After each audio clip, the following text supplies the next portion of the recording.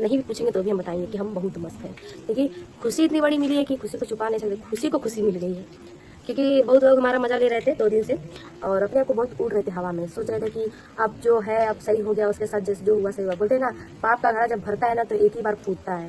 तो हम ये कहना चाहेंगे सलोनी को कि अब काहे रोआ थी हम।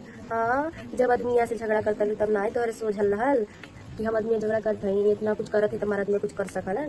तब तक सास पतो एकदम टोप लेके खड़ा रहता लू कि कब पाए कब मार दें।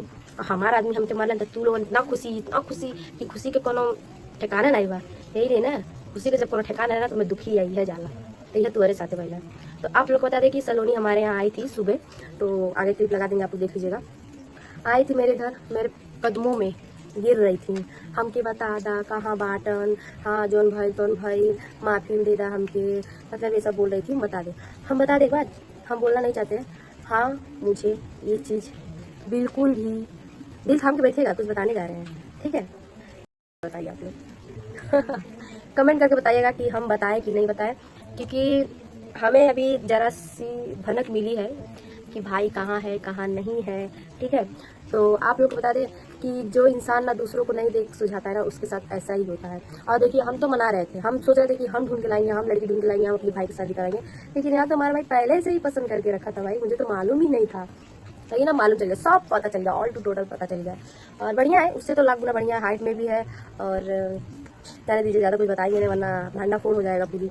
तो आप लोग से यही कहना चाहेंगे कि जो दूसरे का मजा लेता है ना, वो उसके साथ वैसा ही होता है। मेरे आदमी मारे तो बोल रही थी मम्मी बचाने आई, तो बोली कि रहने दे छोड़ दी, जब मैं खा रही थी माँ तुम नहीं आई बचाने के लिए, तो तुम आओगी सोचोगी खुशी के सामने 2-4 आंसू रो दे, उसके आगे हाथ गिरा ले। खुशी ना कठोर की कठोर है, और अंदर से नरम भी है, कठोर भी है, ठीक है? अगर मैं उतर आई ना अपने पे तो फिर कुछ नहीं कर सकती हो तुम और तुम्हारी वो सास। मेरी माँ है ना, मुझे जन्म दी थी, तेरे आगे मुझे हम लोग को भूल गई, हमन के कुछ नहीं करे आगे, जे केहू है तू हऊ सब, ठीक बा? हम तो ये कहते तो सास बाटी अपने सास के लेके जा दू ना, तो बेटा कहाँ बा, तुम्हारा आदमी कहाँ बा? और लेकिन कैसा आदमी है, चलो एक तरफ से है ही, अभी अभी तो कुछ हुआ नहीं ऐसा कुछ। और हम इंतज़ार कर रहे हैं कि भाई लेके आए जल्दी से, थाली फूल माला लेके हम बहुत समय से इंतज़ार कर रहे हैं कि कब आरती उतारे, कब पूजा करे। हाय कितनी औसम होगी ना, कितनी सोहनी होगी ना वो। हाय रे रब्बा, मेरे को तो सोच के ही हंसी आ रही है। किसी की ज़िंदगी में दखल हो गए दूसरे लोग, कोई और एंट्री कर लिया। देखिए, हंसना तो नहीं चाहिए, हंसी इस बात प्यारी है कि उसका जो घमंड है ना, एक घमंड मेरा भाई तोड़ सकता है और कोई नहीं। इसको घमंड थी किस चीज़ की कि मेरी माँ उसके साइड में है, तो उसका बेटा ठीक तुम्हारी बहू तुम्हारी सास से ऐसा कुछ नहीं है। अब पहली बार ना, जब इंसान ये इतना हद पार कर दी थी ना, इसका जबान कंट्रोल में रहता था, और ये तो हद ही पार कर दी, कभी गाली नहीं थी, गाली भी देने लगी भाई को, यहाँ तक कि लात भी मारने लगी। चलिए, बोल रही है कि तुम क्यों गुस्सा, मेरे आदमी देखिए कभी मारे नहीं थे, लेकिन इसकी वजह से मैं 2 बार मार खा चुकी हूँ, ठीक है? और जो मुझे सब बोल रहे चढ़ाती है चढ़ाती है चढ़ाती है ना, मेरी अगर बस चलती ना तो जैसा भाई लड़की लेके घूम रहा है ना, घूमने नहीं देती, शादी यही कराती तुम्हारे सामने ही, और ऐसे घर में लाके बैठाती, कोई मेरा कुछ कर नहीं पाता। हाँ, तो तुम अपने आप को चलो जान दो, मैं नहीं तो मेरा भाई सही, मैं नहीं घमंड तोड़ सकती तो मेरा भाई तो है तुम्हारा घमंड तोड़ने के लिए, उससे भी नहीं होगा तो अभी पापा भी हैं, ठीक है? तो हम तो यही कहेंगे, अगर अब से क्या, तुमको तो चांस ही देना बेकार है यार, तुम कितना गलती कर चुके हो, कितना गलती कर चुके हो, हर एक गलती इसको हम लोग माफ कर चुके हैं। और आप लोग तो सोच के कमेंट करिएगा, ठीक है? इसमें मेरी कोई हाथ नहीं है, अगर मेरी हाथ भी रहेगी ना तो हम बहुत कुछ कर देंगे, लेकिन ठीक है, उसको जो ठीक लगा भाई वो किया, अब भोगे, बढ़िया किया भाई। इनकी जो ततर ततर जबान चल रही थी ना, इस कैची की जबान काटने के लिए मेरा भाई बहुत अच्छा किया। इसकी तो ऐसे कंट्रोल होती नहीं, मायके जाती नहीं, पापा बोल रहे थे मायके भेज दो सुधर जाएगी चली आएगी, हमेशा होता है मायके भेज दो सुधर जाएगी चली आएगी, मायके जाएगी और बिगड़ जाती है।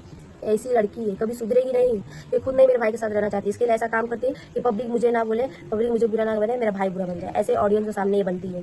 समझे आप लोग? अभी तो अंदर की बात आप लोग जानते नहीं है। और आप लोग तो आपने देखा कि किस तरह ये सलोनी के दुखों पे खुश हो रही हैं। इन मोहतरमा को ज़्यादा मेहनत नहीं करना पड़ा सलोनी को बेवकूफ़ बनाने में, क्योंकि भाई ये अपनी मंसूबों में कामयाब हो गए। ये लोग चाहते थे कि सलोनी खून के आंसू रोए, जो कि वो रो रही है। उसको ऐसा लग रहा है कि राज ने दूसरी शादी कर ली है, जबकि ऐसी कोई भी बात नहीं है। क्योंकि भाई शादी ब्याह करना इतनी आसान बात नहीं है, और एक तरह से ये इन लोगों का ट्रायल है। ये लोग ऐसा ट्राई कर रहे हैं कि जिससे अगर राज सच में शादी कर ले तो सलोनी अगला क्या स्टेप ले सकती है। यही ट्राई करने के लिए इन लोगों ने ऐसा काम किया है, लेकिन अभी तक ऐसी कोई भी बात नहीं है कि राज ने शादी करी है। और राज के साथ घूंघट में जो है वो साफ साफ पता चल रहा है कि वो मुस्कान का बेटा है। और राज ने अगर शादी करी होती तो घूंघट नहीं लगाता, पहले ही वो फेस दिखा के वीडियो बनाता। और शादी वगैरह का कोई भी वीडियो अपलोड नहीं हुआ है, तो कैसे कोई मान सकता है कि नहीं राज लड़की लेके भागा है या फिर राज ने शादी करी है। लेकिन ये मोहतरमा ऑडियंस को भी बेवकूफ़ बना रही हैं और इतना खुश हो रही हैं बेफजूल का। इनको लग रहा है कि राज ने शादी करी है, ऐसा ही ऑडियंस समझती है। और ये इसी चीज़ को लेके काफ़ी ज़्यादा खुश हो रही हैं कि भाई ये लोग सोच रहे हैं कि हम लोग इतनी ज़्यादा चालाक हैं कि ऑडियंस को और सलोनी को बेवकूफ़ बनाने में बहुत जल्द कामयाब हो चुके हैं और अभी भी ये बनाने की कोशिश कर रही हैं। भाई इनका कहना है कि अब बहुत जल्द राज की दूसरी बीवी यानी इनकी नई भाभी इनके घर में एंटर करने वाली हैं। तो भाई अगर आप भी इनकी वीडियो देखते हैं तो उनके वीडियो भी कमेंट करिए कि भाई अपनी नई की भाभी का ये थोड़ा सा फेस तो दिखाएं। भाई वो नई की बहुरिया कैसे दिखती है सरिता मैडम की, ये भी तो ऑडियंस जानना चाहती है। और राज ने अगर शादी कर लिया है तो भाई कुछ शादी का वीडियो वगैरह लीक करे जिससे कि सलोनी को भी केस करने में आसानी हो जाए। क्योंकि भाई सलोनी अभी इस चीज़ के लिए तो केस कर नहीं सकती राज पे कि राज ने शादी करी है, क्योंकि अभी इसका कोई भी प्रूफ नहीं है, इसलिए राज पर कोई केस भी नहीं बनेगा। लेकिन हाँ, घरेलू हिंसा और दहेज उत्पीड़न के लिए सीधा सीधा केस बनेगा राज पे, खुशी पे और विनोद पे।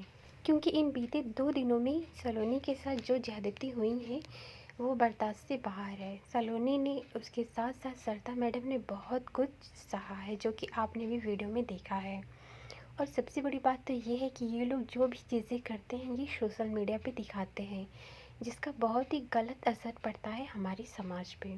कहते हैं कि एक मछली पूरे तालाब को गंदा करती है, तो वही ऐसे ही सोशल मीडिया इन्फ्लुएंसर होते हैं जो कि गंदगी परोस के समाज को गंदा बनाते हैं और जाने अनजाने में आप जिन्हें देखते हैं उनसे बहुत कुछ सीखते हैं।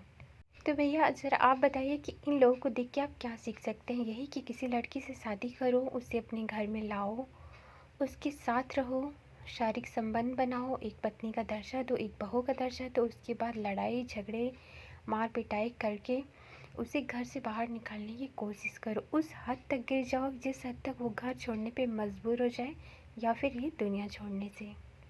और कसूर सिर्फ इतना कि भाई बीमारी और बच्चा ना पैदा करना। तो भाई ये 2 चीज़ें किसी के साथ भी हो सकती है।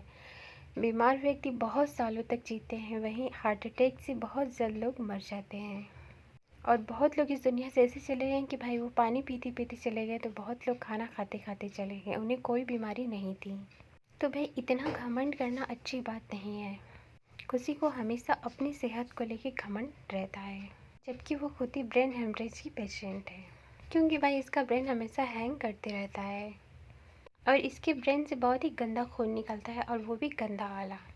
क्योंकि अगर इसका ब्रेन काम करता तो ये ऐसी हरकतें करती ही नहीं, क्योंकि ये खुद भी एक लड़की होकर और एक लड़की की माँ होकर, लड़की तो नहीं कह सकते भाई, ये औरत बन चुकी है। एक औरत होने के बाद और एक माँ होने के बाद ये एक लड़की के दर्द और पीड़ा नहीं समझ रही है। और ब्रेन ट्यूमर की मरीज होने के बाद भी ये सलोनी को हमेशा टोन मारती रहती है बीमारी को लेकर।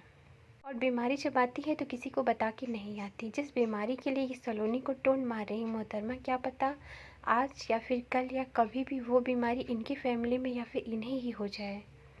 इसलिए सोच समझ के बोलना चाहिए।